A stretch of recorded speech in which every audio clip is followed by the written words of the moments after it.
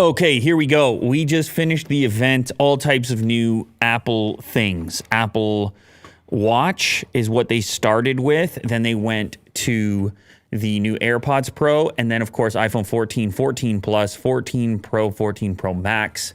I was thinking maybe they would call it Ultra because, well, they called the Watch Ultra, but that might be too Samsung-like.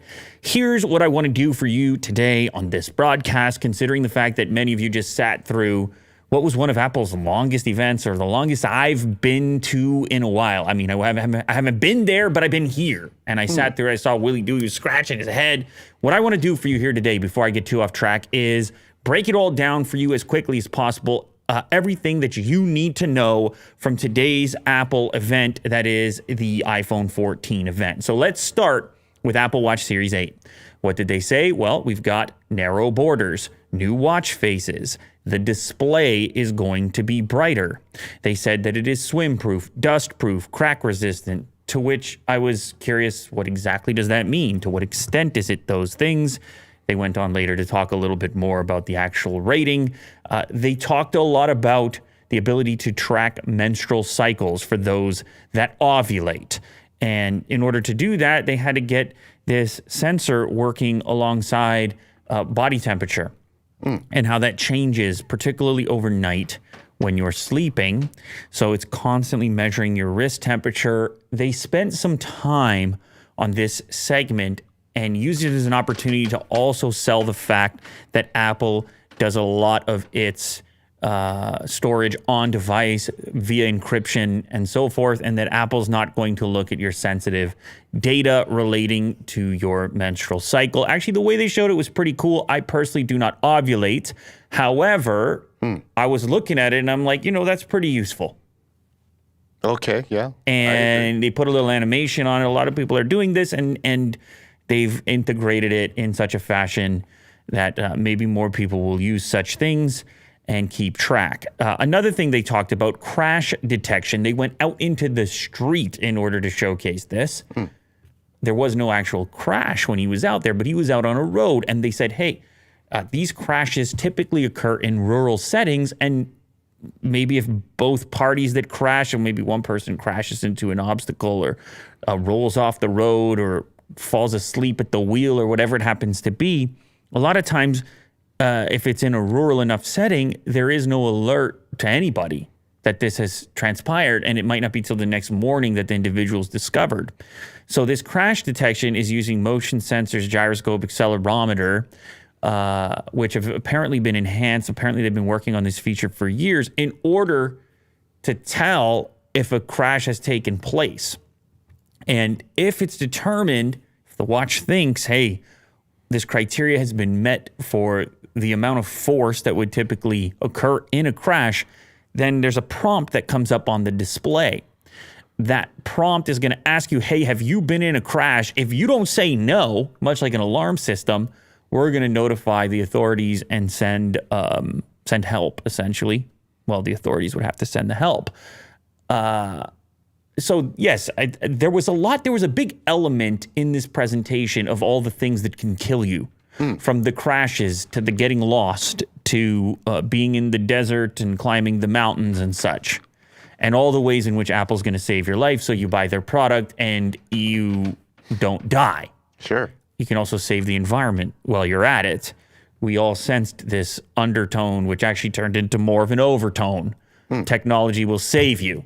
Anyhow, crash detection, just one more way it's going to save you. More exciting to me is the low power mode, since there's very few chances I'm going to be caught in the desert. Well, yes. Low power mode is going to give up to 36 hours of battery life, which sounds good, 3 days, but then it's not so good when you put it up against this new Ultra model, which I'll talk more about later on.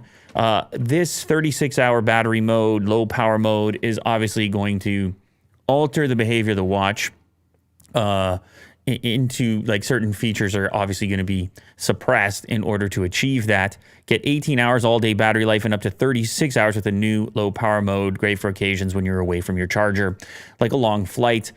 Anyway, this is going to restrict some features in order to deliver that extended battery, which I could see myself using that if I wasn't more interested in the Ultra model. There's now international roaming on the cellular version of Series 8. 4 colors are going to be available: midnight, starlight, silver, and red. That's for the aluminum models. You're also going to have stainless colors: silver, gold, and graphite.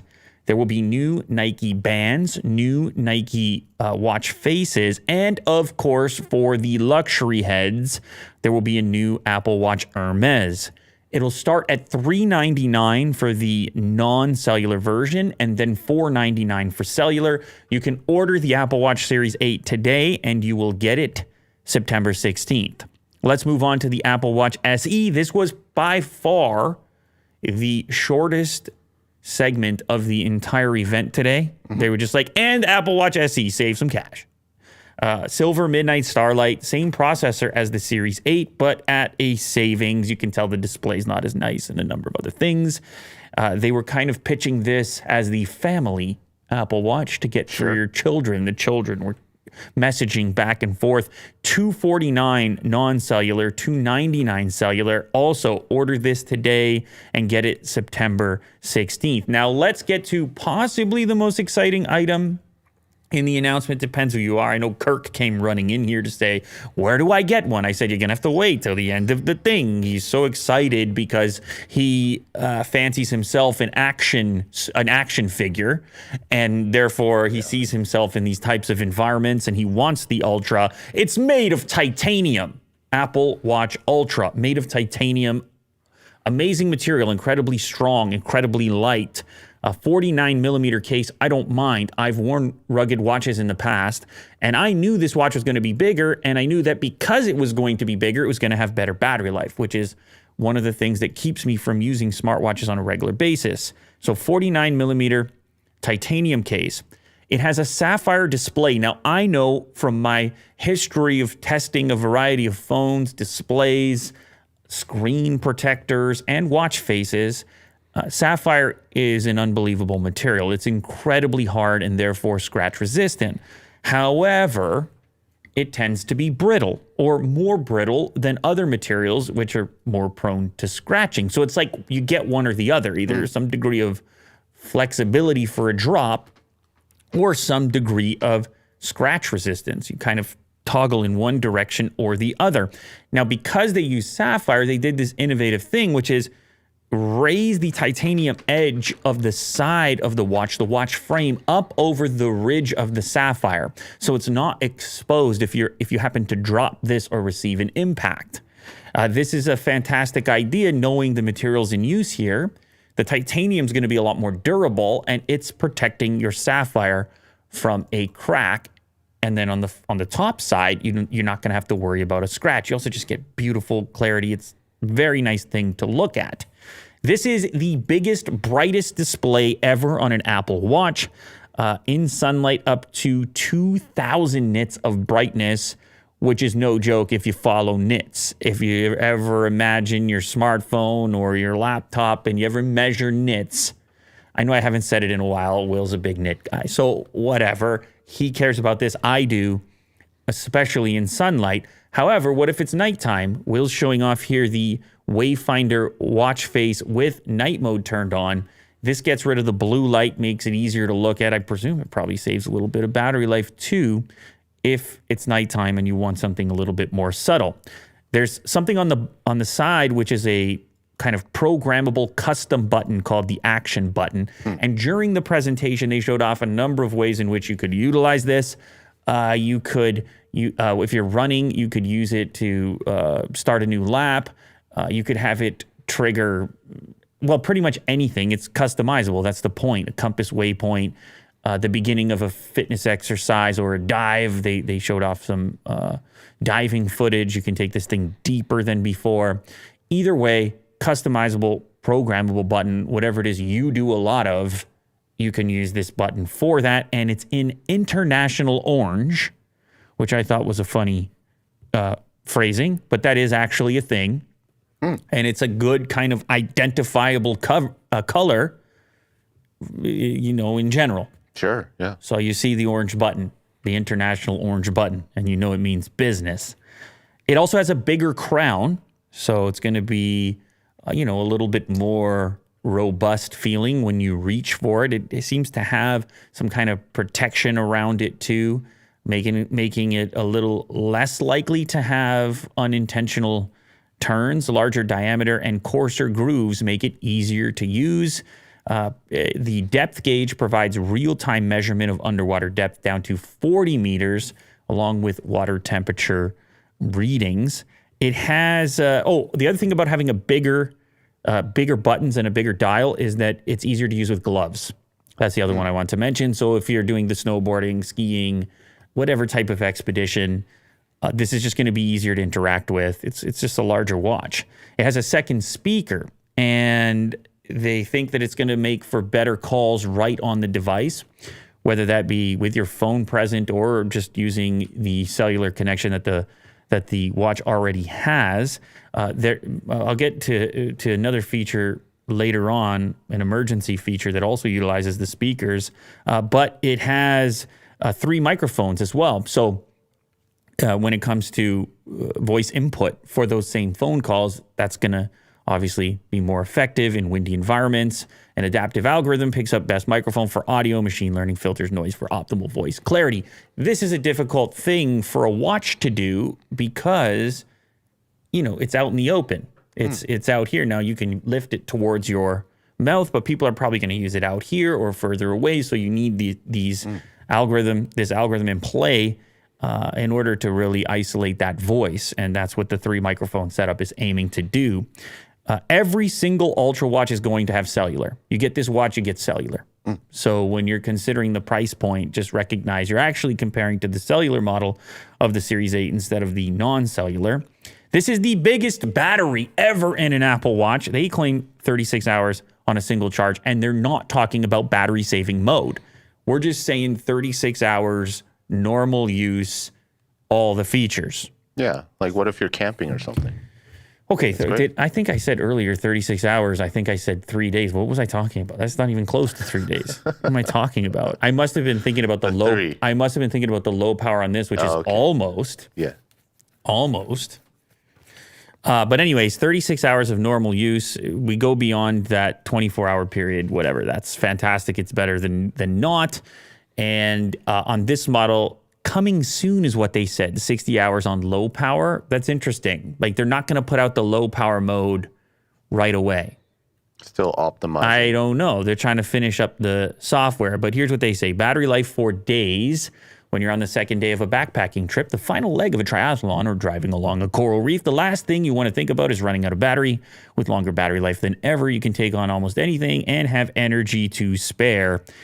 Anyway, 36 hours single charge, 60 hours with optimized mode. You have some new watch faces, and you have a bunch of special new bands, including the Alpine Loop, Trail Loop, and Ocean Band, each one targeted at a different user. Alpine is sort of the expedition type. You have that same international orange on the strap and a titanium clasp, which is going to allow you to tighten it at a number of different locations. It looks rugged. It looks kind of cool. The Trail Loop is the most lightweight option. Super thin. It's meant to be the most comfortable, and it looks like it's using a hook and loop Velcro-like kind of setting, so you can get, an even more customized fit with it. This is going to be for people who are into running, people like yourself, William. You're not getting too crazy on the Alpine. I mean, you're not climbing. I don't know what you're doing. No. But none of that. You're probably more into the comfort. Yeah. Just guessing. There's also an Ocean Band, which has an interesting design. It's more of like a rubber-like material, and you have a couple of titanium clasps there. The name is in that one. This is for those near the ocean, doing the water. Diving. Yeah, doing the water things, and the swimming and the surfing and so forth. You might want that band. It's going to repel water and so forth. You have better GPS in this device. They spent a second talking about it, especially in dense urban areas. It should deal better with obstructions and things that you would normally have in an urban area, like big buildings and so on. Sometimes these devices can get wonky in those scenarios. Apparently, they claim it's going to be the best performing of any smartwatch in dense urban environments. You have a new compass app, navigation. You have a siren. That's what I was going to talk about with those speakers. having this bigger, better speaker setup means that you can launch this audible siren. You could use it if you're lost, but I was thinking as well, if like somebody's trying to attack you or something, more urban environment siren, you just hit the siren. Maybe you even use your action button for the siren as you walk to the parking garage late at night, Will. I would definitely use it. It's like audio pepper spray. I don't know how loud it actually is, but they say it can be heard up to 600 feet, and they say it's a pattern that everyone's going to notice. I don't know how helpful or useful that will be, but you can make a lot of noise from your watch in a pinch in a moment.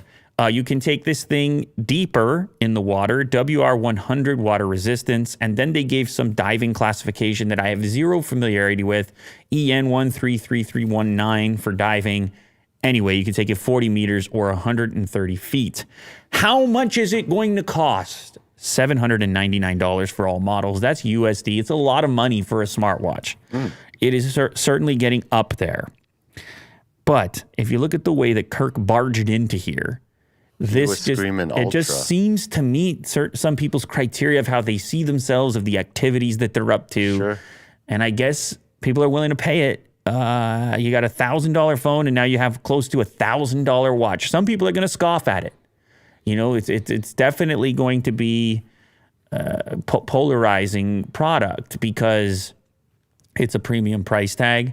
Probably for most people, and I don't know, this is just speculation, the Series 8 should be sufficient. But if you want to have the Ultra experience, you're going to have to pay for it. This one is available to order today, and you will get it September 23rd. I would probably go for the lightweight strap, though the Alpine Loop does look quite stylish. You can see you can get it in green, in orange, and you can also get it in white. But yeah, I mean, you'll have to pick your own personalized setup, whatever is suitable for you. Which one do you like the best, Will? I kind of like this blue and gray one. Blue and gray with the trail loop. Yeah. That's the one will be going for. And Mo will obviously go for the ocean band. He's a man of the ocean. Yeah, I honestly kind of like the look of it better than the regular Apple Watch. It just has a more rugged thing going on, which in the past I have a history of rugged watches. Sure. I feel like I can kind of, slam them around a little bit more. They feel less fragile. I hope this feels that way. But with titanium, maybe it will. All right, let's get into the AirPods Pro next. Don't worry, iPhone 14, 14 Plus, Pro, and Pro Max coming up immediately after this. You have a new H2 chip. Spatial audio is now personalized. You can actually use your phone to take a scan of the shape of your ear and side of your face in order to enhance the spatial audio experience into what Apple is calling the most immersive version of it yet. You've also got better noise cancellation thanks to this H2 chip. Apple is claiming double the noise cancellation capability. This is also going to be enhanced by the fact that you now have 4 ear tip sizes to choose from, as opposed to the previous 3. There is a new extra small for people with small ear canals. I don't think it's going to be useful for me, but actually getting the right fit is critical in getting the best performance out of any earbud, especially an in-ear style that sits a little more deeply than, a typical AirPod non-Pro model. It has adaptive transparency mode, which is a thing that we've seen on other headphones and earbuds. This is going to aim to analyze the environment in order to automatically adapt to what type of noise is going on. In their demonstration, there was a guy with like a jackhammer. Listen, they're making movies over there at Apple during these keynote presentations. It's hard to know exactly how effective these things are. It's all very slick, and I suppose that's why people like us get it and test it out, because the movies make you want to buy all the things. Well, don't they? It's kind of how that works. You have touch control on the side for capacitive volume up and down, the little area where you used to pinch. You can quickly adjust your volume. Longer battery life again, which I don't know. That's never a bad thing. This is a thing everybody appreciates and wants more of. 6 hours of listening with just the earbuds, which is a 33% increase over the previous version. And if you include the charge case, you're looking at 30 hours total listening time. There's a speaker on the case now, which can send certain notifications as far as being charged or things like that. You can get some information via audio, and you can use your Apple Watch charger for your AirPods Pro, which is kind of nice. Everybody, I think, who was cheering? I don't know. Somebody here was cheering at that idea. Listen, this is better. I don't want to have more chargers, so that's great. Use the Apple Watch charger for the AirPods Pro. They're $249 USD. You can order these on September 9th, and you'll get them September 23rd. For some reason, you can't add it to the bag right now. Currently unavailable. This is Canada. Maybe it's something to do with that. Oh, it said no right there. Order starting 5 a.m. Oh. Yeah, I'll order September 9th. Well, I just said it. All right, cool. You're getting ahead of yourself here. You're like Kirk with the Ultra Watch over there. All right, let's get into 14 and 14 Plus. Let's get into the iPhones. So obviously, we already knew this was going to be the case. We made a video on, some of these model units, and it seemed that the writing was on the wall for the mini model for a while now, that it just didn't sell well and people wanted bigger phones. We already kind of knew that, but it does suck to officially say goodbye to the mini model. Now, at the baseline, we're going to have a 14 and a 14 Plus. So you're going to have a standard size of 6.1 inches and then a 6.7 inch regular phone, non-pro. You don't need to go pro in order to get a bigger size.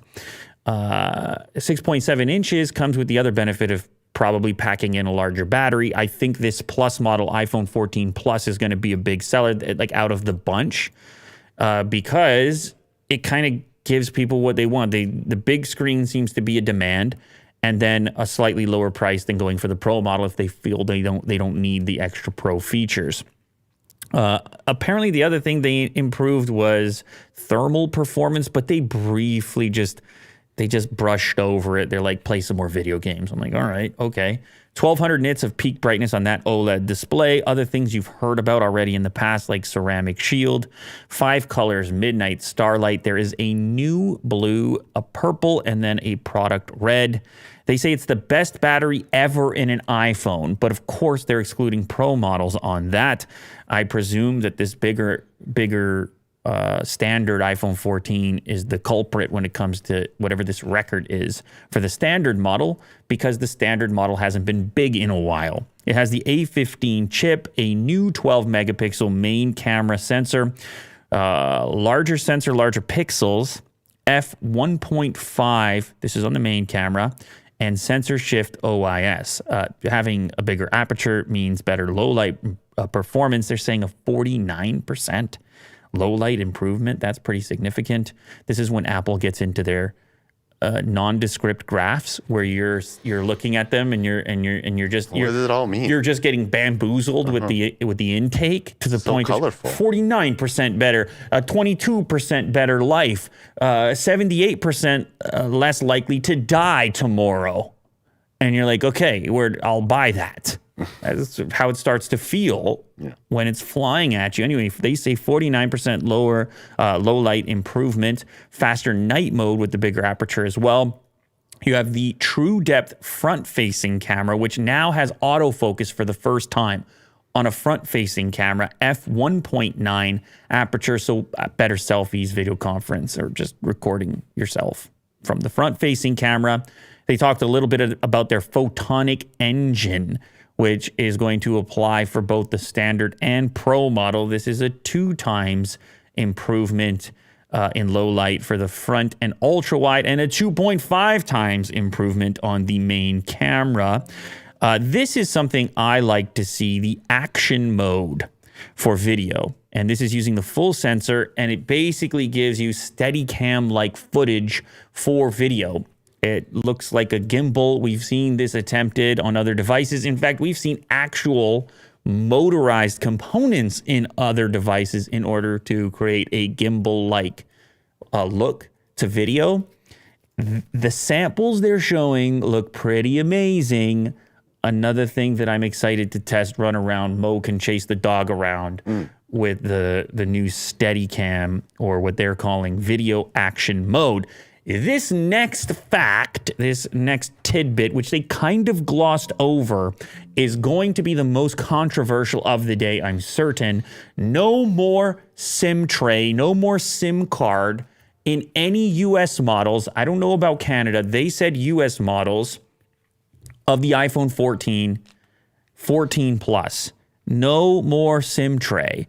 It is all going to be eSIM. And they made it sound like this is the greatest thing ever. So long, SIM tray. eSIM, go back up. Well, eSIM makes things simple. You can activate your new iPhone or add carriers digitally, so you're calling and texting in no time. And unlike a physical card, eSIM can't be removed if your iPhone is lost or stolen. So they make it like, but you know, I know, he knows, they know. If you're switching phones, you got the flexibility. You got the flexibility to have some autonomy. Here, you're definitely, it's a few more steps. You're feeling locked. I'm just saying, Will. Okay. I mean, I'm just a guy. I'm just making noises. You know that. Yeah. Take it how you want to take it. It's going to be controversial. I guarantee you that. No more SIM tray, all US models. You're calling your carrier too much. I don't ever want to call my carrier. Stay out of my business, carrier. Just give me a SIM card. No, anyway, I don't know. It's anytime something like this changes, people are irate. I don't know how irate I am. They didn't mention the eSIM thing with the Pro models. Curious. Pay a little more, keep your SIM card? Did they mention anything about the eSIM with the Pro models? I don't know. Mo's going to fact check it, but I don't think so. The phone also has crash detection just like the watch. So you actually don't need the watch. If you get into the crash, it's also going to do the same thing. It'll trigger emergency SOS if you don't respond, if it thinks you've just been in a crash. And it also, oh, by the way, has this thing called emergency SOS satellite mode. Both of them are eSIM only? Yeah. Both of them are eSIM only? Yeah. The Pro model as well? Yeah. Wow. That's a real-time reaction right there. We're dead. Welcome to the future. Welcome to the future. Fingerprint only. Yeah. SIM rec. Yeah. Oh, baby. Oh, baby. eSIM. Save the environment. Okay. Emergency SOS satellite mode is essentially going to use satellites in an environment where you don't have a cellular connection or any other type of connection. Now, typically, there's not a lot of bandwidth here in order to send a message out. So they came up with this unique way of dealing with these low bandwidth situations where you go through this kind of list of frequent emergencies that people might have. So if you don't have cell service, you don't have Wi-Fi, you're not completely out of luck. If you have a clear view of the sky, it's going to work its best. And since it is low bandwidth, Apple's actually going to set up their own relay centers. It's kind of like Apple 911, where you can actually send some low data messages, which would result in a call from a relay center to an emergency service, which could then locate you.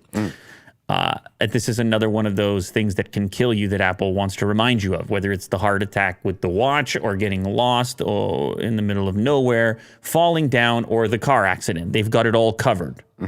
All the ways you're going to got.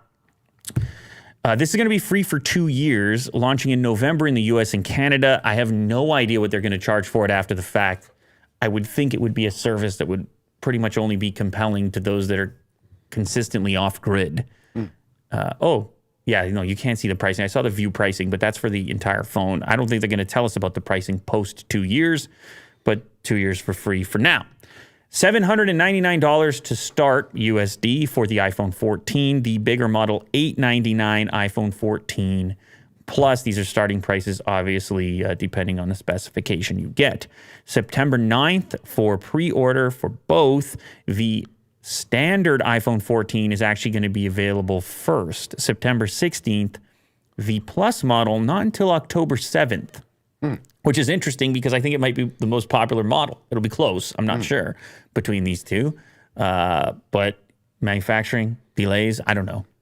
Strategy, supply chain, Sure. inflation. I'm just going to keep saying words. I don't know. Many things might be applying to this scenario, but September 16th, regular model, October 7th for the Plus model. All right, let's get into the main attraction here. iPhone 14 Pro, iPhone 14 Pro Max. My first note on this model is crazy pill, because they showed this video of the pill section as like a highlight. They were like, you know what? Hole punches, punch hole notches, they're all funny and weird. Let's just lean into it. Yeah, it's jumping around. Let's just turning big, turning small. Act like it's the main attraction, and let's dress it up. Let's not pretend it's not there. Let's not put a wallpaper that aims to hide it. This is a change. Yeah. They're like, we like our pill and we're sticking to it. And they made it so significant that now it's integrated so heavily into the notification structure of the software. Yes. They love this pill thing. They don't call it the crazy pill. They actually call it the dynamic pill. No, the island. The island? The dynamic island. Mo's just like looking like, what? The dynamic island. I prefer crazy pill, to be honest. Sure, yeah. If I had to name it, but we'll get to that in a moment. First, let's talk about the construction. Stainless steel still has ceramic shield, available in 4 colors: space black, silver, gold, and deep purple, that's a new one for a Pro model. And I also just like the name in general. Deep purple sounds fantastic. The pills section is 30% smaller than the notch was. Okay. Which kind of makes sense. But I mean, that changes depending what you're doing with it, because it's flying around in different sizes all the time with these notifications. It is going to become your notification center, essentially. You can tap on it. You can expand things that are happening in it. It's going to act as sort of like a secondary picture-in-picture of something else that's going on in the background, whether you're waiting for an Uber or you're playing a media file, you're sending a file via AirDrop, you're trying to catch a flight, or maybe you're connecting your AirPods. It's going to give you some extra information in that section. I keep calling it the pill and forgetting they want me to call it the dynamic island. So Face ID, AirPods, charging, playing music, album art, navigation, it's all in there. And if you tap on that section, you're going to, in some cases, get extra controls for play, pause, to change tracks, things like that. It is capable of housing 2 different elements at once, actually. So if you have 2 things going on in the background, it'll split them up in that singular section. It also integrates with live activities from your lock screen. So if you're tracking a sports score on the lock screen and then you boot into the device itself, it'll be persistent up in the dynamic island. I don't know how people can say this in the straight face. It'll be persistent in the dynamic island so you can keep track of that score while you're doing something else. It's going to be available in 2 sizes that are the exact same as the non-Pro models, so 6.1 inch and 6.7 inches. It'll have thinner borders, a peak HDR brightness of 1600 nits, and an peak outdoor brightness of 2000 nits, which is absolutely no joke. OLED display, wonderful stuff. And this is maybe the thing you got most excited for, which is a bit weird of all these things, but it's always on display. A lot of people don't realize, I mean, this thing that's been a feature on devices now for a really long time, but Apple's been reluctant, not so much anymore. And Willie Doo jumped out of his chair. It has a 1 hertz low power mode for the display. So this is how you're going to get away with it with minimal impact on battery life. I'll probably still turn it off, to be honest with you, but it's a pretty enhanced always on. It will dim the background image, and obviously you can see what you can do with it there. All day battery life, even with so many new capabilities. That's what they say. So I think they're implying it's not going to hinder your battery life too much. Willie Doo will use it, and he'll let us know. He's a big always-on guy. Here you have the A16 chip, so an increased performance, obviously, and a 6-core CPU. It is their first 4-nanometer for more efficiency and performance via those efficiency cores. Apparently, Apple's high-efficiency cores use 1/3 the power of their competitors. But they were busy talking about how far they are ahead of their competitors in all regards, in all aspects. And we had a number of obscure graphs in order to, I don't know, prove that or just apply some sort of visual so that we can believe it. Although I don't doubt it. I mean, this stuff is pretty amazing. What they've been doing with their own silicon is pretty amazing. Let's move over to the camera. 65% larger sensor. They actually have a really big sensor now on the Pro model. But what they're doing with that sensor is kind of interesting. Yes, it has sensor shift OIS, but they're doing a quad pixel thing. So you end up with a 12 megapixel photo, which for most people is more useful. But because you have this quad pixel setup, you have, well, much more light sensitivity going on. So you're able to bring in more light, which is going to give you all types of enhancements in low light type situations. They claim 2 times low light improvement over the iPhone 13 Pro. We're still getting photonic engine. Because of this bigger sensor, we're also getting 4 zoom levels, 4 camera options, 0.5 ultra wide, 1x, there's a new 2x, and a 3x telephoto. So they were showing off just how useful that is for framing your shot and having more flexibility. It also has Apple Pro RAW, which will use all 48 megapixels of the sensor. So if you do want to spit out a file that you can then reframe, crop at a later date, and have plenty of resolution to go around, you can use it in this Pro RAW mode. However, as you know, those are going to be enormous file sizes. So they have limited use for social media. That's more if you want to take it into an editor or do something else with it at a later date. They say that there's a new sensor on the ultra-wide 12 megapixel. It's somehow going to enhance your macro performance. They didn't have too many details about how much better the ultra-wide was. There were no fancy graphs or anything like that, but they just say that it's better. I'm a fan of ultra-wide, the ultra-wide option on these devices, so any enhancement there is welcome as far as I'm concerned. They even had a little segment talking about improvements to the flash. It is now brighter.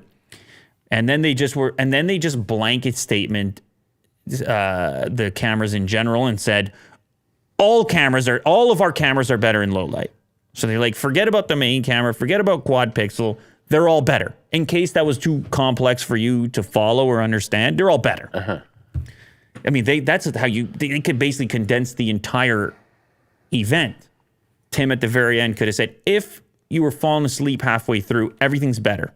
Yeah. It is it's our best version of all the things we talked about. Yeah. Go buy them now.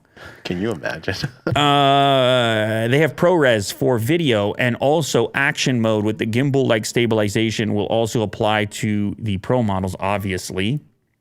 And they said all of this and still good battery. They didn't say best battery ever or anything like that, which is interesting. I'm always reading into the language that they choose to use in these scripts.